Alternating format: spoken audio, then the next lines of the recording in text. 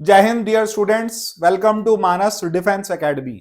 आज का जो वीडियो है, आज का टॉपिक है, वो हमको समझना है कि कमीशन ऑफिसर्स कौन होते हैं और नॉन कमीशन ऑफिसर्स क्या होते हैं और उन दोनों में डिफरेंस क्या है, उनकी रैंक्स कैसे होती हैं। ये एक एनालिसिस है जो कि हम आपको समझाने जा रहे हैं। इसमें कहीं कुछ ऐसा नहीं है कि कोई बड़ा है कोई छोटा है, सब देश के लिए लड़ रहे हैं, देश के लिए अपने आप को लगा के रखते हैं। लेकिन यहां पर बच्चों को मोटिवेट करने के लिए कि अगर आप कमीशन ऑफिसर्स बनते हैं तो क्या आपको पर्क्स मिलती हैं, क्या रिस्पॉन्सिबिलिटीज मिलती हैं, क्या रैंक्स मिलती हैं, और अगर आप नॉन कमीशन होते हैं तब आपको क्या रैंक्स मिलती हैं, सिर्फ ये समझाने के लिए ये वीडियो बनाया जा रहा है। आइए समझते हैं कि यहां पर हमको डिफरेंसेस समझने हैं, इनकी रैंक समझनी है, इनकी अथॉरिटीज समझनी है और इनकी रिस्पॉन्सिबिलिटीज समझनी है। अब यहां पर हमारे पास जो रैंक्स आती हैं, इंडियन आर्मी में लेफ्टिनेंट होते हैं, कैप्टन होते हैं, और उसके बाद मार्शल होते हैं, और लेफ्टिनेंट कर्नल होते हैं, कर्नल होते हैं, और उसके बाद ब्रिगेडियर हैं, मेजर जनरल हैं। ये सब रैंक्स आती चली जाती हैं और लास्ट में फील्ड मार्शल होते हैं। इसी तरह से एयरफोर्स में होता है, एयरफोर्स में जो स्टार्टिंग होती है वो फ्लाइंग ऑफिसर से होती है। ऐसे ही इंडियन नेवी है, इंडियन नेवी के अंदर डिफरेंट डिफरेंट रैंक्स आती हैं। तो ये रैंक्स तो आपको पता है, लेकिन इसमें कमीशन जो हमारा टॉपिक है, कमीशन ऑफिसर्स कौन है और नॉन कमीशन ऑफिसर्स कौन है, इनको एक एक करके हम समझ लेते हैं कि इनकी रैंक कैसे है, इनकी एंट्री कैसे है। दूसरा, इनके रोल्स क्या है, रिस्पॉन्सिबिलिटीज क्या है। थर्ड, कि इनकी ट्रेनिंग कैसे होती है, एजुकेशन कैसे होती है। उसके साथ साथ अथॉरिटी और कमांड क्या रहती है। इसके बाद हम लोगों को एक एक करके कंपैरिजन के लिए ले लेते हैं कि रैंक क्या है और एंट्रीज क्या है। तो पहला चीज, commission officer, they enter the military through prestigious academies like NDA, National Defense Academy, IMA, Indian military academy, OTA, और डायरेक्ट एंट्री भी है जो कि एफकैट के थ्रू होती है या फिर CDSC के थ्रू होती है। ये एंट्रीज हैं किसकी? कमीशन ऑफिसर्स की। नॉन कमीशन ऑफिसर्स की कैसे रहती हैं? They enter the military through direct recruitment at lower ranks like सिपाही, या फिर हमारे पास सेलर या फिर एयरमैन। अब इसके बाद नेक्स्ट आता है कि दे होल्ड, कमीशन वालों के लिए they hold rank starting from lieutenant.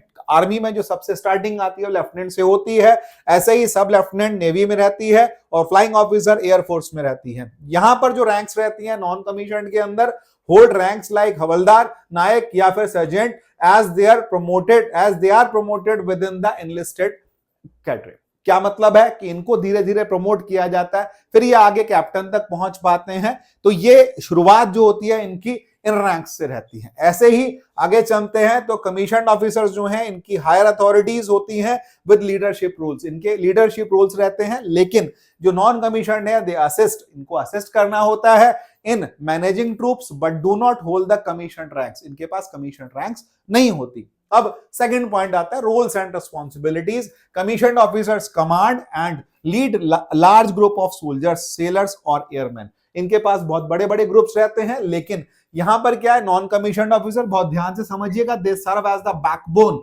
Of the armed forces. इनके बिना काम नहीं चलता भाई, इनके साथ ही काम चलेगा। तो armed forces by implementing the orders of commission officers, commission officers के ऑर्डर्स को इनको इंप्लीमेंट करना होता है।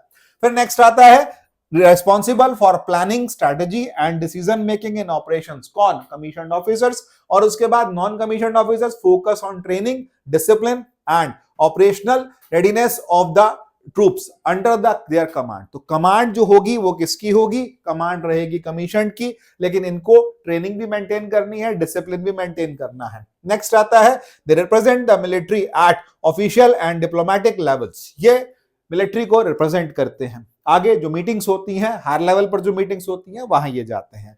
यहां पर क्या रहता है? They act as intermediaries between enlisted personnel and commission officers. अब नेक्स्ट पॉइंट पर आते हैं। नेक्स्ट आता है हमारे पास training and education. Commission officer undergo advanced and specialized training at military academies often requiring higher educational qualifications। इनको government अपने आप ग्रेजुएशन भी कराती है, पोस्ट ग्रेजुएशन भी कराती है। हायर जो एजुकेशन की रिक्वायरमेंट जब भी जहां पर है, द गवर्नमेंट प्रोवाइड्स। नेक्स्ट आता है कि यहां पर क्या है, they receive training during recruitment but do not attend officer academies। Officer academies को अटेंड नहीं करते। फिर gain expertise and leadership skills through experience and promotions over time। इनको एक्सपीरियंस बहुत होता है, इनको सब कुछ पता होता है, बट जो रोल ज्यादा होता है वो किसका रहता है? वो कमीशन का रहता है। नॉन कमीशन को उसको इंप्लीमेंट करना रहता है।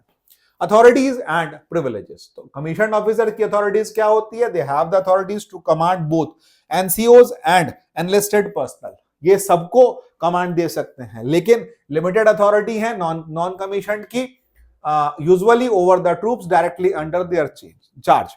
नेक्स्ट पर आते हैं, एंजॉय ग्रेटर पे पर्क्स, इनके पे ज्यादा होती हैं, पर्क्स ज्यादा होती हैं, प्रिविलेजेस ज्यादा होते हैं, ऑफिशियल रेजिडेंस होते हैं, ट्रांसपोर्ट होते हैं, हायर पेंशंस होती हैं, लेकिन इनके प्रिविलेजेस थोड़े से कम होते हैं नॉन कमीशन के लिए, क्योंकि बच्चों को जब हमको समझाना होता है तो ये बात जरूर समझाई जाती है कि इनके प्रिविलेजेस कम है, तो प्रिविलेजेस दिखा करके बच्चों को कहा जाता है कि अब कमीशन ऑफिसर बनना है, आपको एनडीए में जाना है, आपको सीडीएससी में जाना है, आपको एफकैट क्लियर करना है। ये मोटिवेशनल रहती हैं चीजें। नेक्स्ट आता है, in short, commission officers are leaders with strategic responsibilities and higher authorities, but non-commissioned officers are experienced soldiers who ensure discipline and execute orders on the ground। ये हमारा एक्सप्लेनेशन था, बट सलाम है उन लोगों को जो कि देश की आर्मी में चाहे कमीशन है चाहे नॉन कमीशन ऑफिसर्स हैं, वो अपना पूरा का पूरा समय, लाइफ और अपनी जो पर्सनल चीजें होती हैं उनको भी छोड़ करके वो देश की सेवा में लगे रहते हैं। जय हिंद।